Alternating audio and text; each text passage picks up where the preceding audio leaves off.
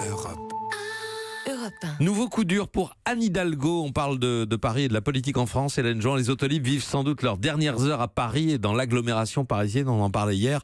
La maire de Paris, on peut le dire, n'avait pas besoin de ça. Dans le dernier magazine dans lequel elle s'affiche, titré « Opération Reconquête des cœurs », Anne Hidalgo pose sur un toit de Paris. Alors prend-elle de la hauteur ou a-t-elle besoin d'air ? Un coup d'œil sur les réseaux sociaux vous convainc qu'elle est la fée Carabosse parisienne. Ces derniers jours, on l'accuse rien de moins que d'avoir chassé nos amis les chiens de la capitale, quand tout le monde sait, en revanche, qu'elle y a attiré les rats. Une élue d'opposition raconte qu'à ses propres réunions, ses sympathisants sont tellement insultants à l'égard d'Anne Hidalgo qu'elle est obligée de les reprendre, tel un Macron au Mont-Valérien, face à un ado irrespectueux, en leur rappelant que l'on doit un minimum d'égard à l'édile de la capitale. Hidalgo détestée, conspuée, déjà battue, c'est pas si simple, car dans les derniers sondages d'opinion, elle opère une sacrée remontée. Pour l'instant, elle survole même ceux qui se voient déjà à sa place. Sauf qu'en dehors des chiens et des rats, Anne Hidalgo a un petit problème avec les transports parisiens. Oui, et notamment avec les transports alternatifs à la voiture polluante qu'elle a décidé de bouter hors de Paris. Demain, c'est tout le système parisien d'autopartage, les fameuses autolibres,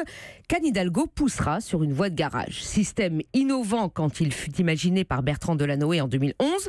Les voitures électriques Bolloré se révèlent aujourd'hui être un gouffre financier. Bataille de chiffres et d'experts entre l'entreprise et les élus pour savoir qui doit payer la facture astronomique. Bolloré nous met le couteau sous la gorge, disent les uns. Les élus n'assument pas le contrat signé, répond l'autre. En tout cas, le résultat est là. Wanted Anne Hidalgo. Manque d'anticipation, manque d'alternative, manque de concertation et au final, incompréhension des Parisiens et des Franciliens qui d'ici quelques jours, comme avec le vélo depuis de longs mois, vont se retrouver marris devant des stations vides. Du jour au lendemain, c'est un service qui disparaît. Et Anne Hidalgo pourrait en payer le prix ? D'abord la facture de la résiliation du contrat.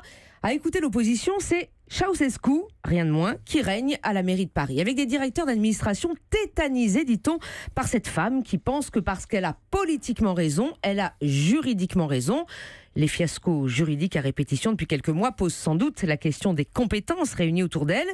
Il souligne aussi son incapacité à anticiper, alerter, expliquer. Anne Hidalgo aime à répéter qu'elle se ressource dans l'adversité.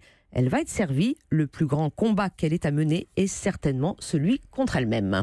Hélène Jouan, Vincent ? Ouais, elle a fait Carabosse pour peut-être prendre la place du roi des bobos à la tête du Conseil des droits de l'homme, comme ça elle fait des sermons à la terre entière que personne n'écouterait. Merci pour vos suggestions, Vincent. Ouais, ça fait bien avancer le débat. Europe. Europe 1.